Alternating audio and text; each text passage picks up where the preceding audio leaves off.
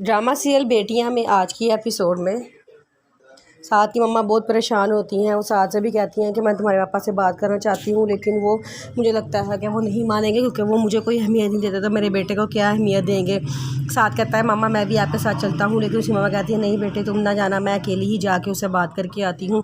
जब साथ की मम्मा से घर अपने हस्बैंड के घर जाती है तो वो कहता है कि मुझे तुम्हारे और तुम्हारे बेटे से कोई सरोकार नहीं है, मैं तुमसे तुम्हारे बेटे की शादी में मुझे नहीं आना, तुमने खुद ही उसका रिक्शा देख लिया तो शादी भी खुद ही करो। जबकि वो बड़ी तरले करती हैं कि नहीं आप मेरे साथ चलें।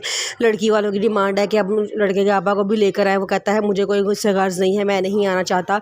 जब मेरे बेटे ने भी तुम दोनों में से तुमको चुना है तो फिर ठीक है ना, तुम ही जाओ, मुझे जाने की कोई ज़रूरत नहीं है। ये गुस्से में कह के वो चला जाता है। बड़ा अपसेट होती हैं, घर आती हैं, साथ को बताती हैं, साथ ही बड़ा परेशान होता है सुन के। लेकिन वो कहता है कि मम्मा आप क्या कर सकते हैं, उनको हम कोई बहाना लगाते हैं कि वो मुल्क से बाहर हैं या कुछ और कह देते हैं। उसी मम्मा कहती हैं चलो ठीक है कोई ना कोई बहाना लगा देते हैं।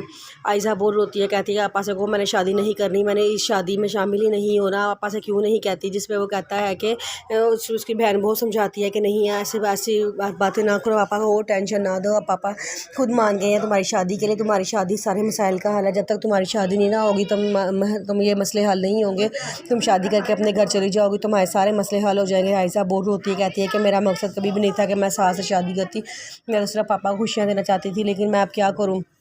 उसके बाद फिज़ा कहती है कोई बात नहीं, हमने तुम्हारी और साथ की मोहब्बत को एक्सेप्ट कर लिया है और तुम उससे शादी करके खुश रहोगी, अब तुम खुश रहा करो। आयशा कहती है कि ख़ानदान वाले क्या कहेंगे। वो तो फिज़ा कहती है कोई बात नहीं, ख़ानदान वालों ने पहले हमें कौन सा छोड़ दिया है बातें बनाना, अब वो जो हमें बाद में छोड़ देंगे।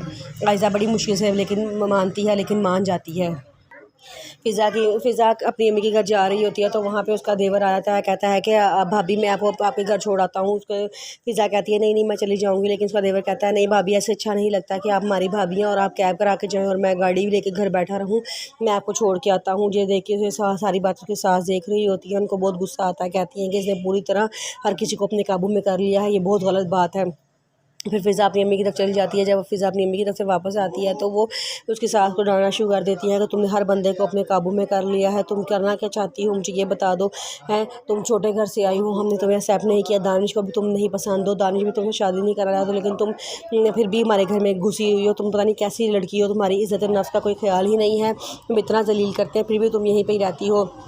वो उससे बड़ा कहती हैं, लेकिन फ़िज़ा बेचारी खामोशी से सारा कुछ सुन रही होती है। तो वहाँ से दानिश आ जाता है और अपनी मम्मा को डांटता है, मम्मा आप इसे कैसे बात कर रही हैं, आपको कोई हक़ नहीं है मेरी बीवी से ऐसे बात करने का। फ़िज़ा मेरी बीवी है, इसकी इज़्ज़त बेइज़्ज़ती का सवाल है, मैं उसका शोहर हूँ, मैं उसकी इज़्ज़त बेइज़्ज़ती हूँ, आपको कोई नहीं बनता कि आप उससे इस तरह बात करें। फिर वो कहता है फ़िज़ा अपने कमरे में चल जाओ। फ़िज़ा को अपने कमरे में भेज देता है और अपनी मम्मा को गुस्से से देखे चला जाता है। उसकी मम्मा भी हैरान हो जाती है कि ये मेरे बेटे को हो क्या गया है।